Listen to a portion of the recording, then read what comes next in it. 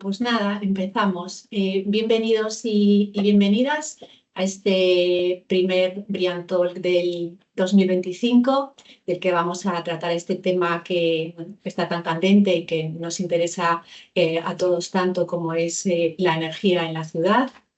A lo largo de estos últimos años, hemos tratado diversas cuestiones de actualidad también en los Brian Talks que hemos desarrollado. Por ejemplo, en el 2023 los centramos en analizar sinergias, alineaciones que tiene Brian con otros sistemas o con otros marcos regulatorios, como el caso de la taxonomía, el caso de los ODS o por ejemplo, la Agenda Urbana Española. En el 2024 nos centramos en presentar proyectos singulares, proyectos novedosos que en su momento se certificaron con Brian, en el que invitamos tanto a asesores como a clientes para que nos hablasen de esas experiencias, como el caso del proyecto de urbanismo Logroño, integración de ferrocarril, o el caso de los centros de datos certificados con Brian. Y en este 2025, bueno, vamos a empezar dejando de mirarnos un poco el ombligo de Brian. Vamos a tratar un tema muy importante para nosotros, es verdad, que es el tema de la energía. Vamos a poner el foco en la energía. En Brian es, como decía, un vector muy importante que tiene muchísimo peso en nuestra metodología, que abordamos desde diferentes enfoques, desde diferentes puntos de vista, ya sea para edificios de obra nueva, para edificios rehabilitados, para edificios que están en uso, edificios existentes y, como no, también a través del manual de urbanismo con ese enfoque más a gran escala, con ese enfoque territorial que es precisamente el que queremos tratar hoy aquí. Y para eso tengo la suerte de contar con tres invitados de lujo, que además coincide que los tres forman parte de alguna manera del ecosistema de Brian, de nuestro ecosistema, de nuestra familia, como nos gusta llamar. Han participado de alguna u otra manera con nosotros, ya sea en la adaptación de manuales técnicos, participando como expertos en los grupos de trabajo. En el caso de Susana, no sé si te acuerdas, Susana, ya por el 2010, cuando adaptamos el primer manual que trajimos a España, que participabas en el grupo de trabajo de materiales, cuando hablábamos de algo que era casi un sueño, que era el hacer un análisis del ciclo de vida, por ejemplo. En el caso de Jorge, bueno, he tenido la suerte de compartir durante un tiempo pupitre con él, porque fue en su momento el responsable de la adaptación del esquema de Brian Urbanismo a España. También Jorge, hablamos del 2010, 11, 12, ¿no? Por ahí. Ahora es verdad que el manual ha crecido, ya van por 3 ediciones, pero bueno, Jorge fue el pionero, ¿no? El que nos ayudó a trasladar esa metodología a España. Y pues Santi, para mí, compañero y amigo de muchos años en ITG, que por supuesto ha participado y colaborado a lo largo de toda nuestra historia de Brian como experto, como secretario de grupos de trabajo, y él y su equipo, todo el equipo, la división de energía, son los expertos que tenemos en la casa cuando tenemos que profundizar o tenemos que estudiar o tenemos cuestiones que a nosotros se nos escapan. Son ellos, bueno, pues nuestra fuente de información. Entonces, sin más, os presento Susana Saiz Alcázar. Muchísimas gracias, Susana, por aceptar nuestra invitación. Susana es la directora de Cambio Climático y Sostenibilidad Regional de ANUP. Es doctora arquitecta, cuenta con más de 26 años de experiencia en el entorno de la sostenibilidad y la eficiencia energética. No sé, Susana, si quieres añadir algo más. No, gracias por la introducción. Paso contigo, Jorge Rodríguez Álvarez. Es arquitecto, doctor arquitecto también, es profesor titular de Urbanismo y Ordenación del Territorio de la Universidad de La Coruña. Jorge, no sé si quieres añadir algo más. Sí, bueno, yo me especialicé en temas de energía y forma urbana ya desde mi tesis doctoral y desde el 2008 también imparto un seminario todos los años en Architectural Association, en el programa de diseño ambiental sostenible. Muy bien, y por último, Santiago Rodríguez Charlón, que es el director de la División de Energía de ITG. Santi cuenta con más de 20 años de experiencia, es ingeniero industrial y, bueno, aquí Santi lo que hace en su día a día es desarrollar estrategias energéticas a las administraciones públicas, proyectos de I+D, consultoría energética avanzada en el campo de las renovables, de redes eléctricas inteligentes, almacenamiento o hidrógeno, ¿no? Y además ha sido profesor del máster asociado del máster de eficiencia y aprovechamiento energético de la Universidad de La Coruña. ¿Quieres añadir alguna cosa? No, perfecto. Perfecto. Perfecto, muchas gracias. Y muy bien, ¿por qué estos tres invitados? ¿No? ¿Cuál es el nexo? Decía al principio que no queríamos hablar de Brian, pero al final un poco el nexo, el hilo conductor para montar esta charla, este talk, ha sido Brian y el ITG, ¿no? El ITG, que es el padre de Brian, es un centro tecnológico especializado en facilitar, en proporcionar I+D y tecnologías diferenciales a todo el tejido productivo para mejorar la competitividad tanto de empresas, de profesionales como de organizaciones. Trabajamos en varios ámbitos de actuación, desde industria 4.0, inteligencia artificial, cuántica aplicada a la empresa, gestión inteligente de la energía, digitalización del agua, movilidad aérea no tripulada y, por supuesto, el área de construcción sostenible, que es donde yo trabajo, donde trabajamos, donde está BRIAM, y no solo BRIAM, sino otro tipo de proyectos también relacionados con la salud y el bienestar y la sostenibilidad, como el caso de vuelo y los servicios de calidad de aire interior. En todos estos ámbitos en los que ITG, nuestro centro, trabaja, pues forjamos alianzas con empresas, con instituciones, con otras organizaciones, con universidades y en el desarrollo de proyectos de investigación en como decía, en todos estos ámbitos, como es el caso de uno de los proyectos que nos traen hoy aquí, que es una colaboración, un proyecto liderado por la Universidad de La Coruña, liderado por Jorge Rodríguez Álvarez, y en el que ha participado también ITG, el área de Santiago, de la División de Energía, el proyecto Liceum, que luego nos contarán un poquito de qué se trata ese proyecto. Y también hemos querido invitar a Arup, además de por la conexión de Arup con Brian, por supuesto, para que Susana nos cuente las iniciativas e intervenciones lideradas por Arup a gran escala, a esta escala territorial, de las que somos conocedores en algunos casos porque, bueno, han sido en el ámbito de proyectos que luego se han certificado con Brian Urbanismo, como es el caso de Logroño Integración de Ferrocarril o el caso de Madrid Nuevo Norte. Y sin más, vamos a empezar. Y bueno, ¿qué queremos, ¿no? ¿Qué nos gustaría hoy que nos contaseis a estos tres expertos, estos tres invitados? Bueno, primero contextualizar un poquito, ¿no? ¿Qué es lo que se está haciendo o por qué, mejor dicho, por qué es importante la monitorización energética a gran escala, a escala urbana, a escala ciudad? Que nos deis algunas pinceladas también de cuál es el estado del arte, cómo se está haciendo hasta ahora o qué se ha hecho, que nos contéis también, bueno, pues qué políticas hay o qué marcos regulatorios nos podemos encontrar en España y en Europa. Y, por supuesto, que nos contéis más en detalle esos proyectos relacionados con la monitorización energética en las ciudades en los que estáis trabajando o que habéis liderado. Y sin más, empezamos. Susana, abro fuego contigo, ¿te parece? Entonces, Susana, cuéntanos, ¿por qué es necesario analizar el consumo energético de las ciudades? Vale.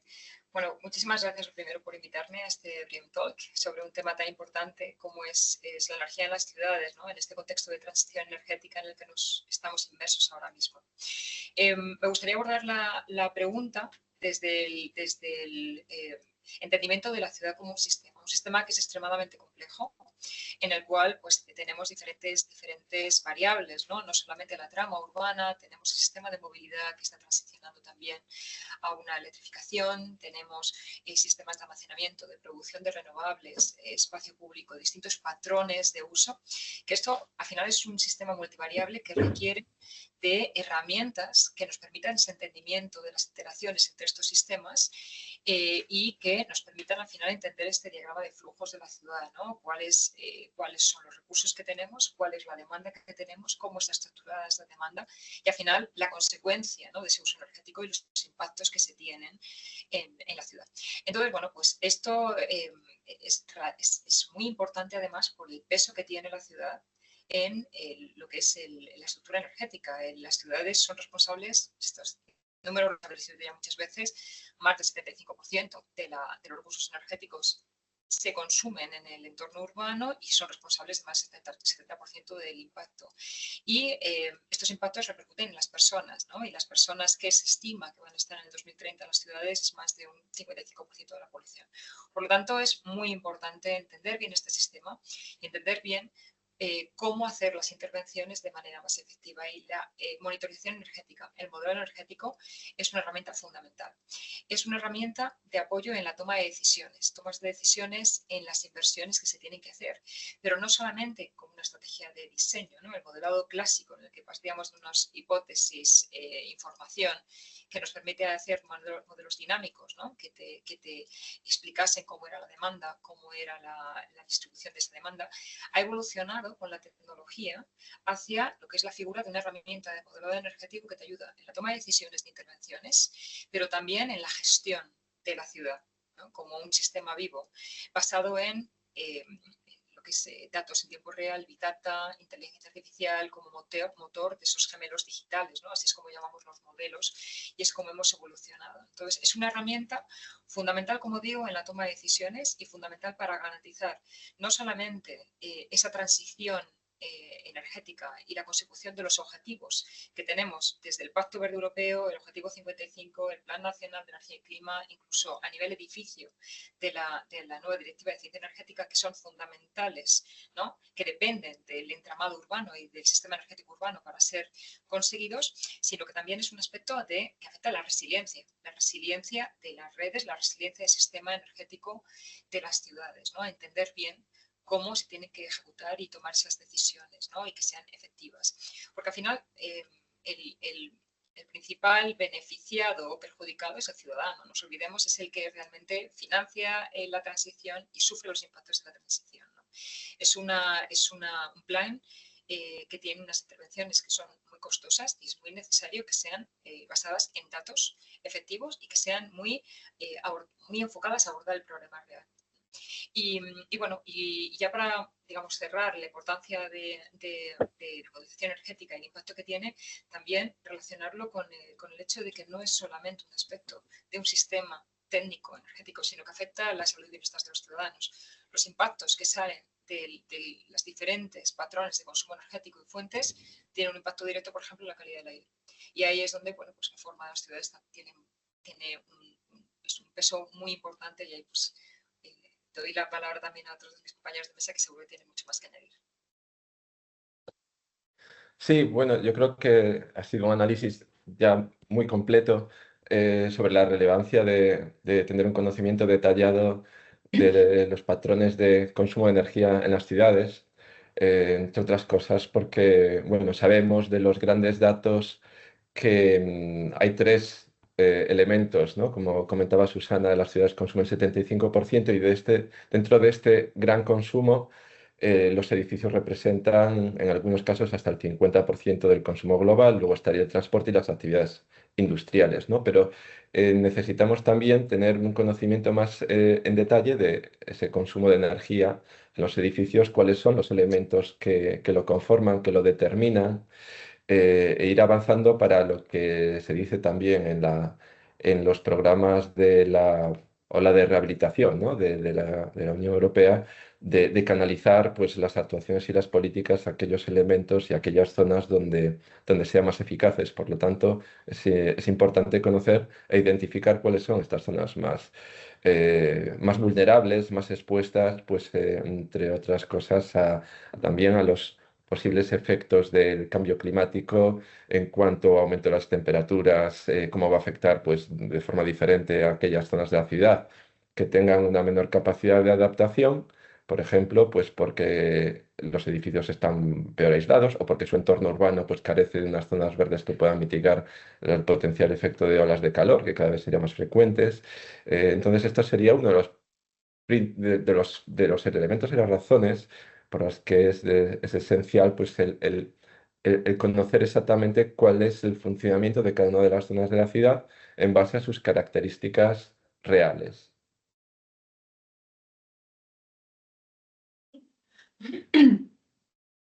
No que añadir. Muy bien. Y Jorge, ¿cómo se ha avanzado en este tipo de análisis o en este tipo de modelados en estos últimos años? Pues la verdad es que se ha avanzado mucho. Yo creo que hubo un salto de escala entre los años 2000-2010, en el cual hubo un aumento del interés por tener una aproximación específica y diferente a la escala urbana. Posiblemente también tiene que ver con las posibilidades tecnológicas que bueno, pues entre los sistemas de comunicación, de Internet, mejores capacidades de computadores, de accesos a bases de datos.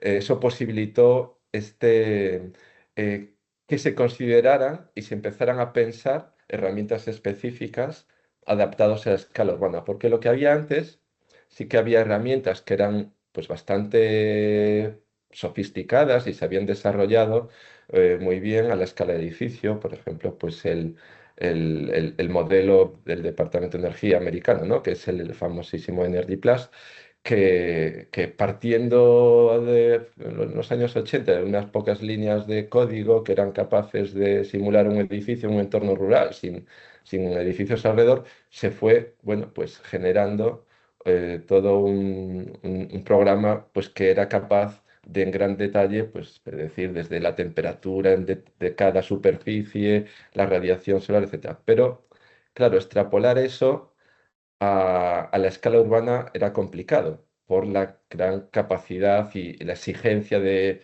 introducir parámetros muy detallados de estos programas que estaban pensados para edificios. Em, Cuando eso se hace para, pues vale, para 10 edificios, pues es posible, para 50 es posible, pero ya cuando vamos a todas las interacciones que existen en la ciudad, con miles de edificios, eso ya es inmanejable pensar en los mismos términos. Es decir, no podemos extrapolar una herramienta pensada para un edificio a 120.000 edificios que puede haber en Madrid, cada uno con sus viviendas interiores, residenciales, por ejemplo. Entonces, em, a partir de los años 2000, pues empiezan a utilizar y hacer pues, proyectos que van intentando, al principio, extrapolar estas herramientas. Pues se me ocurren pues, algunos intentos en los que participó el VRI, como uno que se llamaba Climalite, o el Ecotech, que también fue muy popular, pero todavía era una escala intermedia que no llegaba a la ciudad. Y a partir del año 2010 sí que empezó a haber pues, más edificios, más programas y más herramientas que utilizaban pues, los sistemas de información geográfica, empezaron a incorporar conexiones pues, con bases cartográficas más amplias, más detalladas, herramientas de teledetección que nos permitían también pues, incorporar pues, observaciones de la temperatura superficial en las ciudades y empezar a medir pues, cuestiones como el efecto isla de calor de una forma pues, más sencilla, ¿no? Sin necesidad de ir por la ciudad con termómetros en coches o en bicicletas.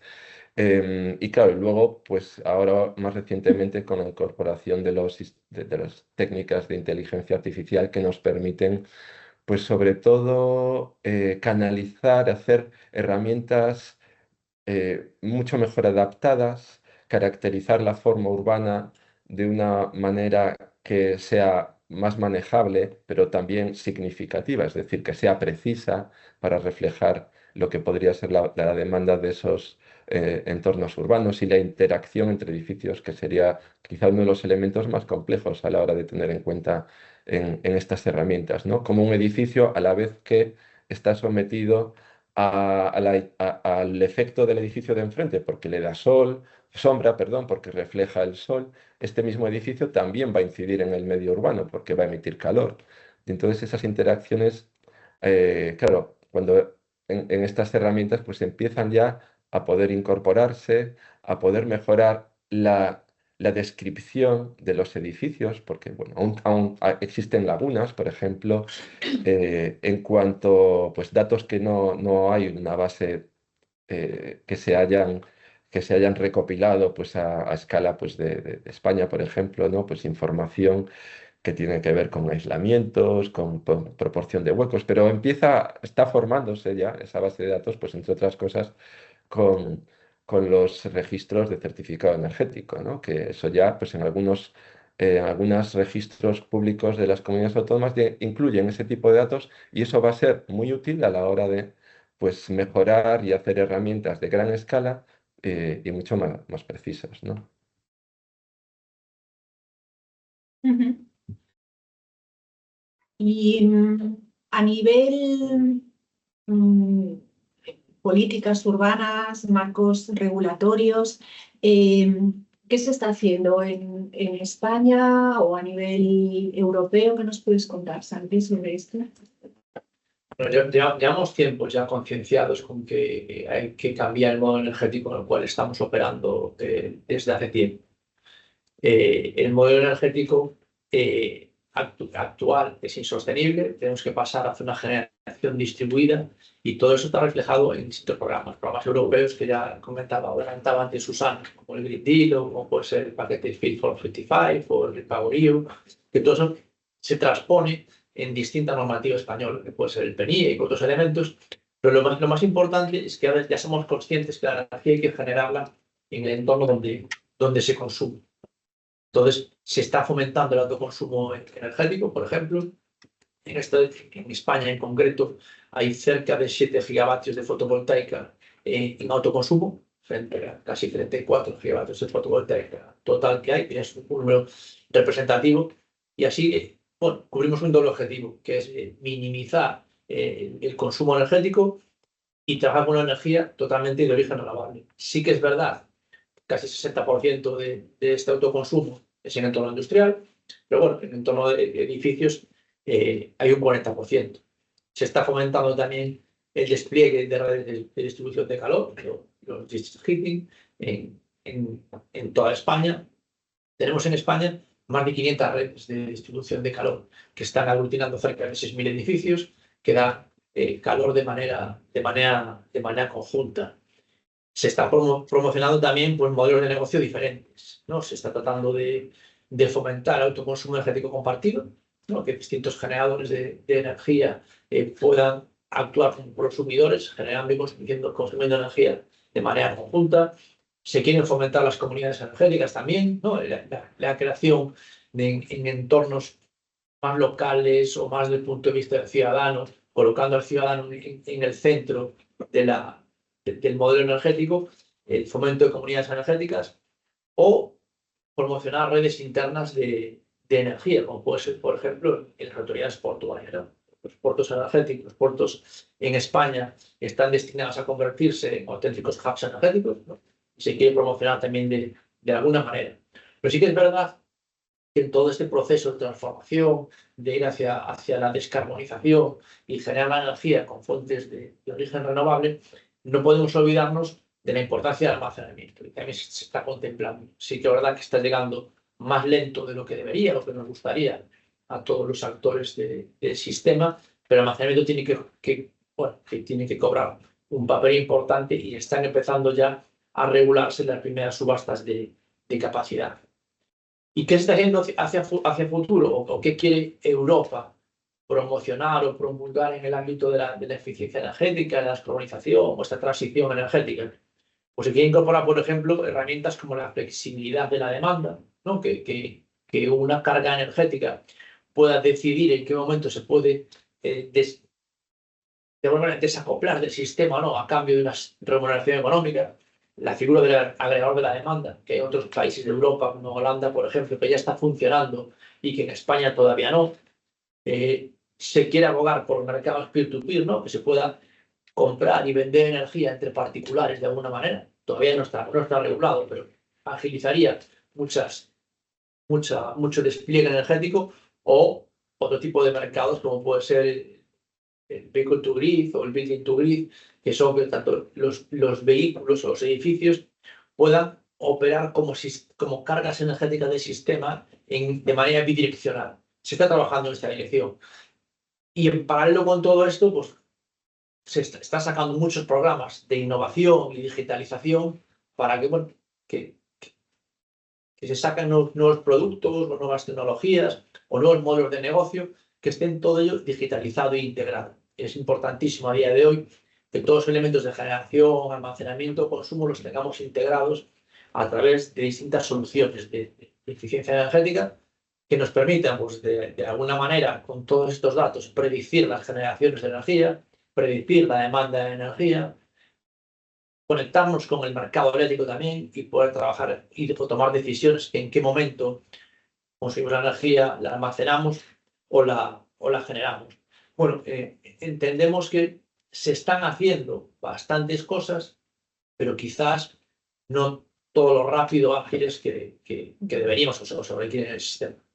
Luego no estamos, ¿no? Por lo que decís, un poco coincidís los tres, que estamos en el camino, ¿no? Ya en el pasado no había datos, ¿no? Nos faltaban esas bases de datos de información para poder hacer esos modelos a escala urbana. Parece que ahora ya estamos en ese camino, como apuntaba Jorge, pues, a través de cuestiones como la digitalización o la inteligencia artificial, que nos permite, bueno, pues ya disponer de esos datos reales, de esos datos que nos van a poder hacer esa modelización mucho más real, y que luego, pues, nos van a poder permitir también, ahí también es el punto clave interesante, el gestionar, ¿no? Esa comunidad, gestionar ese barrio y gestionar esa ciudad. Antes apuntabas, Jorge, no sé si quieres incidir un poco más en ese tema, en la influencia o la importancia de la forma urbana en esa demanda energética. No sé si quieres añadir alguna cuestión más.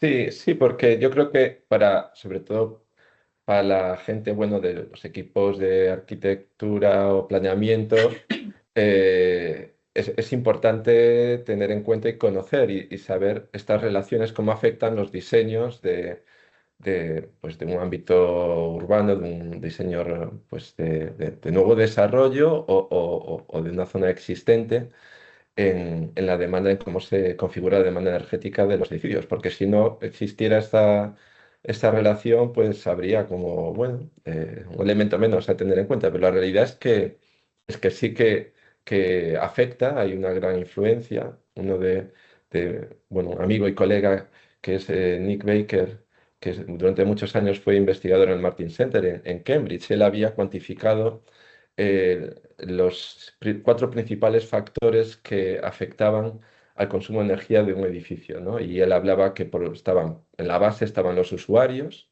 del edificio, es decir, el mismo edificio, el mismo entorno, dependiendo de cómo lo uses, va a consumir más o menos energía.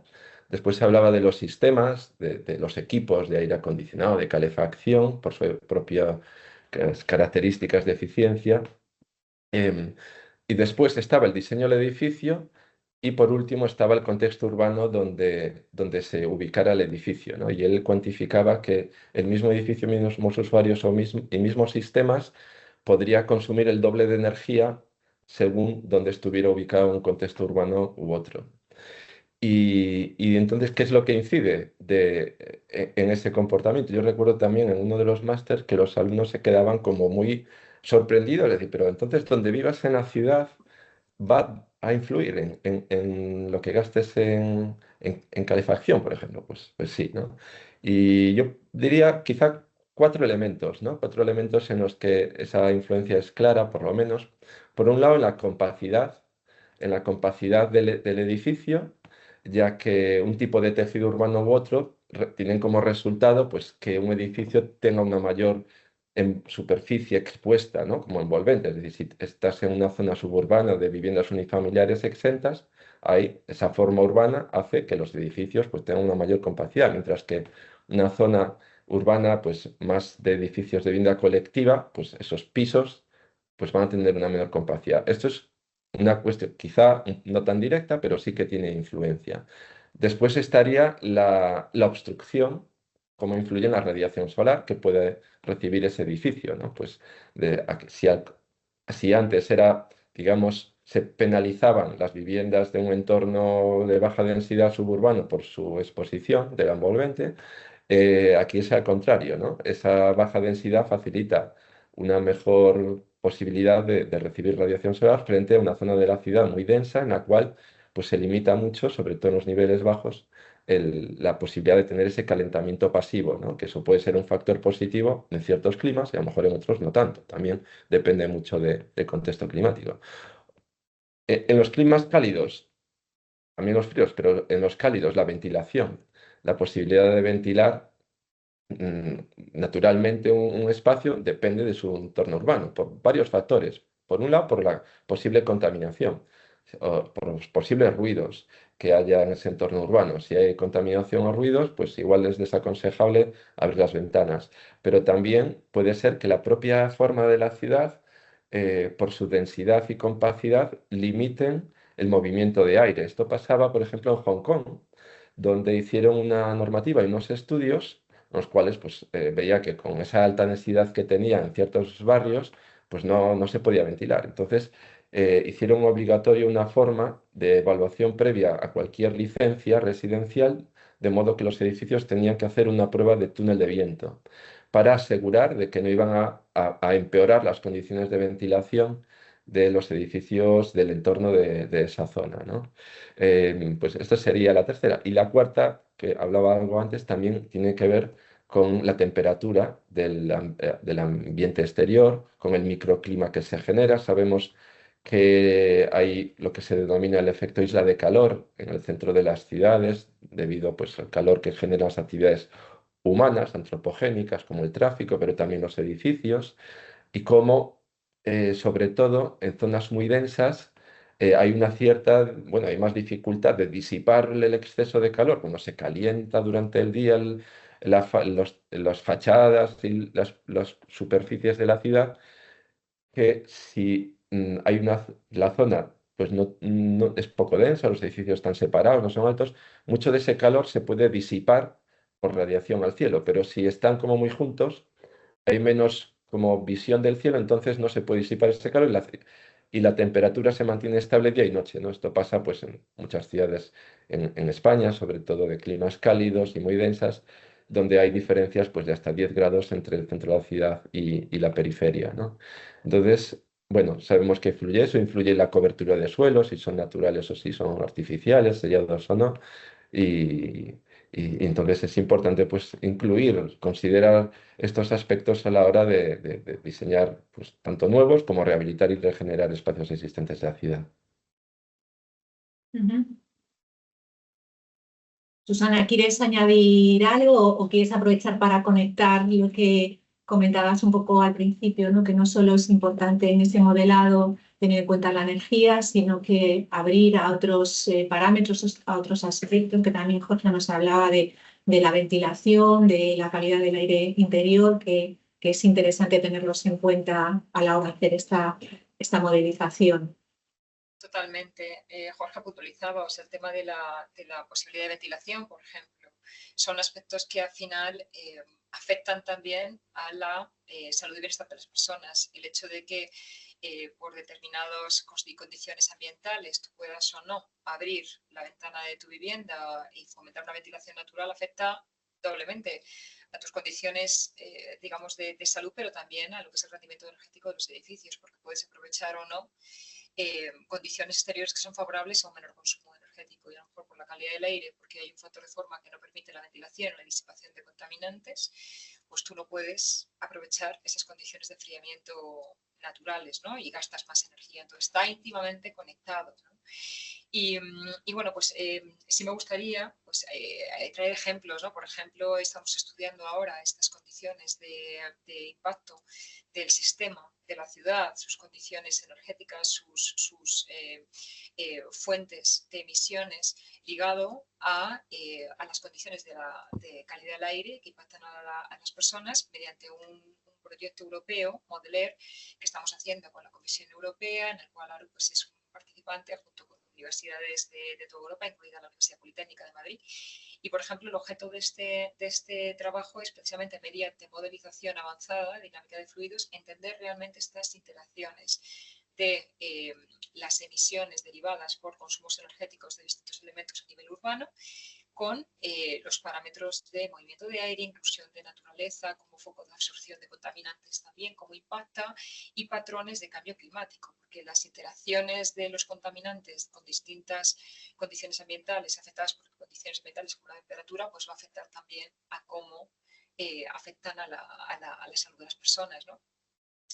Otros ejemplos de trabajos que también creo que son interesantes es pues, cómo la observación geoespacial, que lo comentaba ya Jorge, ¿no? La telemetría y otras técnicas avanzadas de modelización permiten identificar, leer, digamos, los territorios con observación geoespacial y entender muy específicamente, de una manera muy concreta y con un rango de exactitud muy cercano, poder ver dónde son los puntos donde hay un problema, por ejemplo, de isla de calor, que te va a afectar, ¿no? A esa demanda energética. Tú sabes que en esas zonas vas a tener unos picos, ¿no? Hicimos un programa que se llama UHIT, que trata de leer el territorio urbano y poder identificar esos puntos calientes para anticipar que pueda haber un problema en la red, porque va a haber una sobredemanda en esos puntos en determinados momentos del año, especialmente en verano, y anticipar también problemas que pueden tener los habitantes de esas zonas, pues porque, por ejemplo, no tengan unas viviendas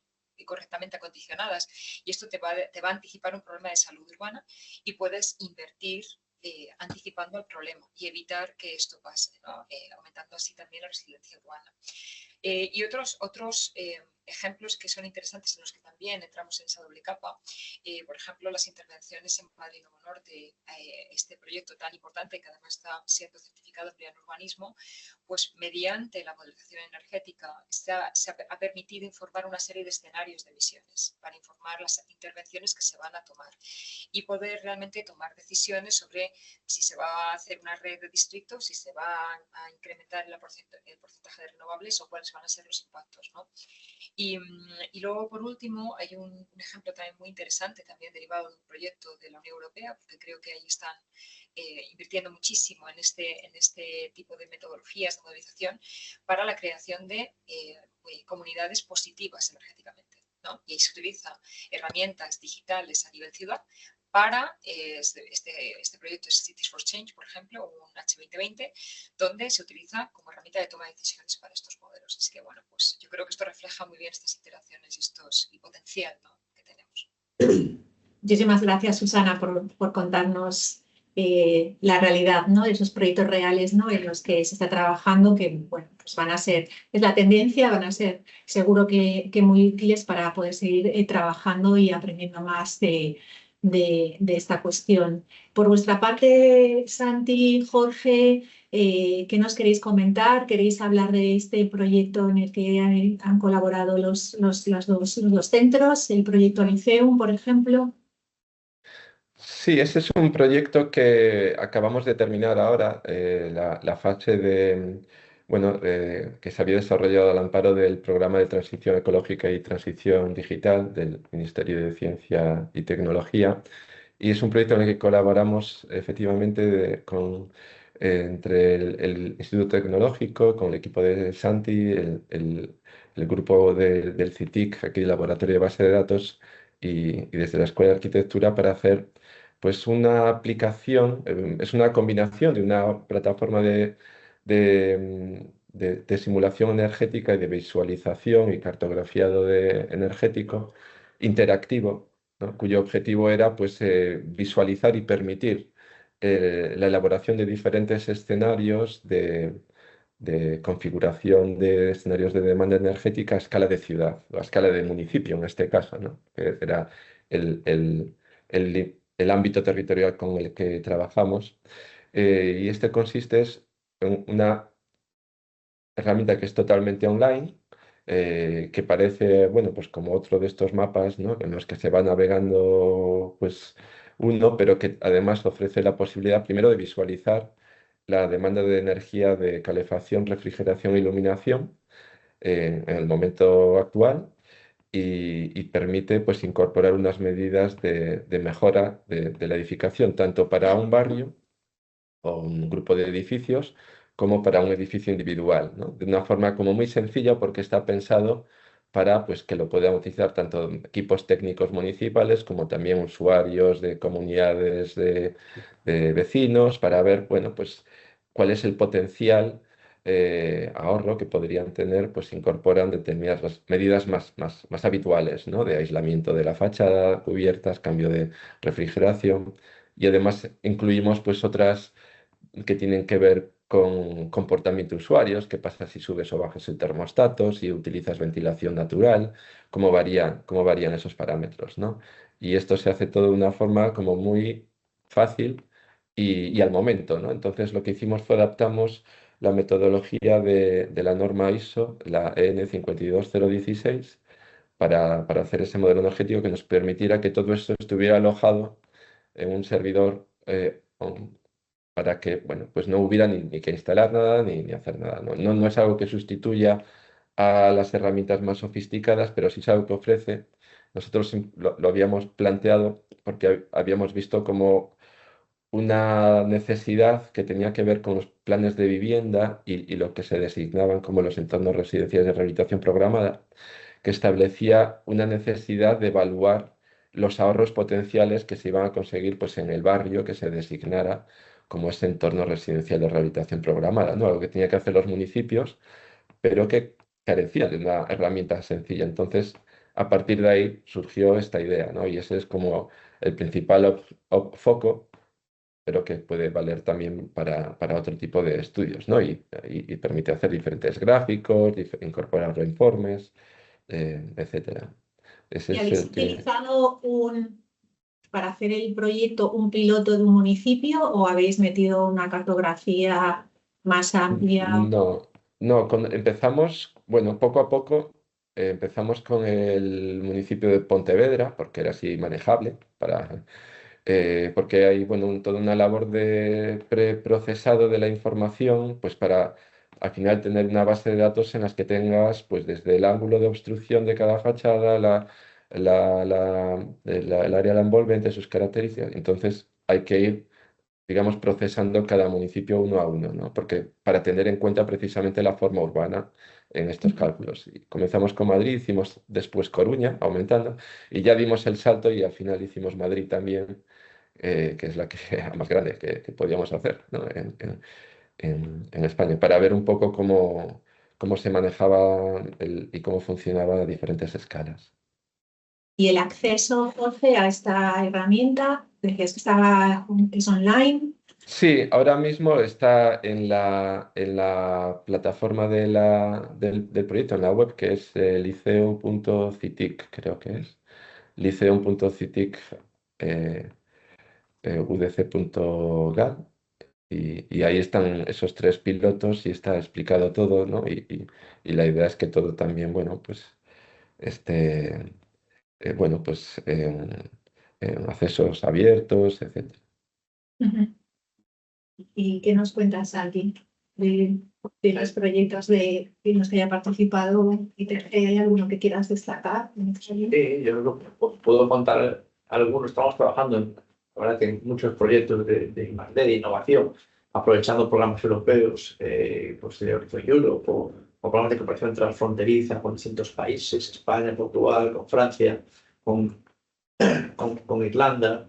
Y ahí tenemos varios proyectos. A mí me resulta interesante, por ejemplo, uno que estamos trabajando en ámbito portuario, de cara a convertir los puertos en hubs energéticos.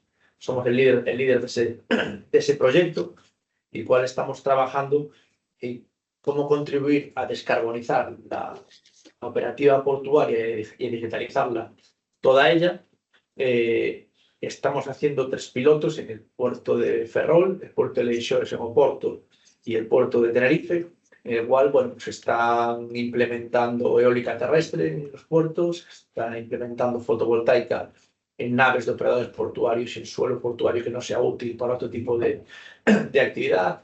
Se está proyectando incorporar también almacenamiento para trabajar con los excesos de energía que no se puede consumir cuando se genere la eólica o la fotovoltaica, o incluso generar hidrógeno para distintas operaciones portuarias. Todo esto monitorizado con una plataforma de gestión inteligente de energía que desarrolla el ITC, para poder gestionar todos los flujos energéticos internos en un entorno tan controlado como es un puerto que tiene una legislación propia en cuanto a operativa interna. Con lo cual, nos permite tener un entorno demostrador o 3 entornos demostradores a escala real de cómo transformar los puertos en hubs energéticos. Me parece muy interesante ese proyecto que lo finalizamos dentro de año y medio. Estamos en mitad de ejecución del proyecto. Otro muy interesante también puede ser, es un proyecto más grande, somos 32 socios de 12 países de toda la Unión Europea, que el proyecto más raro, diría yo casi se trata de investigar o convertir los edificios de alguna manera en agentes activos de la gestión inteligente de la energía del sistema, que de alguna manera el edificio en sí mismo, como un conjunto global, el operador del sistema pueda contemplarlo para decidir actuaciones sobre él según las necesidades. Se están desarrollando 7 pilotos, si no me olvido, en Rumanía, en Dinamarca, en Grecia, en Austria, Francia y España. En España estamos trabajando en una estación de montaña que tiene, creo que son unos 30, 40 bungalows, un restaurante, edificios de oficinas, de la manera que podemos tener como una pequeña mini ciudad, muy controlado todo lo que se hace ahí. Está toda energéticamente abastecida por una red de distribución de calor, con district heating, abastecido con biomasa. Se incorpora paneles solares fotovoltaicos y térmicos en las cubiertas de los bungalows. Está trabajando también con almacenamiento, puntos de recarga de vehículo eléctrico, y todo eso, pues una vez más gestionado con tecnología y que conecta todas las fuentes de generación y las gestionamos, y conectada, adelantado con la red eléctrica, para que el operador del sistema de alguna manera puede ver qué opera y también participa en la toma de decisiones del sistema. Me parece un proyecto muy interesante cualquiera de estos dos. Muy bien, pues muchas gracias, ¿no? O sea, toma de decisiones, monitorizar para también no solo tomar decisiones previas, sino después, durante la gestión del desarrollo, ya sea un puerto, ya sea una ciudad, ya sea un barrio. Ha habido un salto de escala, ¿no? Hemos pasado de no tener datos a ahora poder trabajar con datos reales, que obviamente la monitorización va a ser mucho más real, la predicción va a ser mucho mejor. A nivel normativa, bueno, todos sabemos lo que nos ha contado Santi y Susana, ¿no? Los escenarios que tenemos, los marcos que tenemos regulatorios. Estamos en el camino, pues bueno, Santi decía que muy lento, pero bueno, estamos ahí. Importante no perder de vista en estas monitorizaciones, modelizaciones, la forma urbana. Me he quedado con el dato que me ha sorprendido, que desconocía, que la mitad del consumo energético de un edificio, que apuntaba Jorge, tiene que ver con dónde está ese edificio ubicado, con su contexto. Por tanto, claramente es un aspecto importantísimo. Y luego, bueno, pues lo que las tres entidades estáis haciendo en esa línea. Me ha gustado también lo de proyectos raros, porque aquí todos los proyectos que hacemos son raros, siempre, a priori, pero luego se convierten en realidades, y ese es nuestro papel, ¿no? El investigar, el buscar, el buscar nuevas formas de trabajar con el objetivo de la descarbonización, de la mejora de la eficiencia a todos los niveles. Y ya como cierre, no sé si estamos a tiempo de mis compañeros que están por ahí detrás de hacer alguna pregunta, si hay alguna pregunta en el chat. Muy bien, me dicen que no. Entonces yo como cierre, si queréis, os dejo a cada uno de vosotros a modo de conclusión que comentéis lo que consideréis. Me lanzo yo. Yo creo que después de esta breve debate que hemos tenido, creo que estaba por el camino. La tecnología está avanzando en buena dirección. Creo que la componente económica también existe, si no todos los proyectos no estarían llevando a cabo. Hay interés económico y hay inversores que llevar a cabo. Y quizás no poner un pero, yo creo que la regulación es lo que está yendo más lento. Necesitamos que la regulación avance más rápido para poder avanzar más rápido en todo el despliegue tecnológico que se está llevando a cabo en otros momentos. Sí. Si queréis, al hilo de lo que comenta Santi, yo creo que reforzaría, estoy totalmente de acuerdo, hay una alineación muy buena entre lo que es los planes, la intención, los objetivos, la normativa. Creo que, por ejemplo, comenta Santi, acelerar hechos como el Smart Readiness Index, que se ha incluido ya en la Directiva de Eficiencia Energética en la edificación, va a acelerar esa transición y el poder tener datos. Y siempre recordar que al final hay un vínculo muy fuerte entre lo que es la estructura energética de las ciudades con el impacto que tiene sobre las personas, ¿no? Tanto como usuarios como los que reciben los impactos directamente y que, bueno, siempre esa perspectiva de mantenerlos en el centro y que la inversión en modelización es, en mi opinión, la mejor, porque te ayuda a anticipar y a hacer que cualquier inversión a futuro, que va a ser mucho más costosa, sea más efectiva. Muchas gracias, Sí. Susana. Sí, poco más que añadir. También hay que tener esa precaución contra un exceso de determinismo energético y tener en cuenta también que es uno de los factores que tenemos que conjugar con otras necesidades que tienen que ver pues, con aspectos de salud, de calidad urbana, de calidad de vida, etcétera, ¿no? Y estas herramientas son una ayuda y un apoyo a tomar decisiones que tenemos que luego sopesar también con otros aspectos. Pues muchísimas gracias otra vez a los tres. Muchísimas gracias también a los asistentes que estáis por ahí detrás. Por nuestra parte, nada más. Os emplazamos, os invitamos al próximo Brian Talk que impartamos. Y nada más, buen día.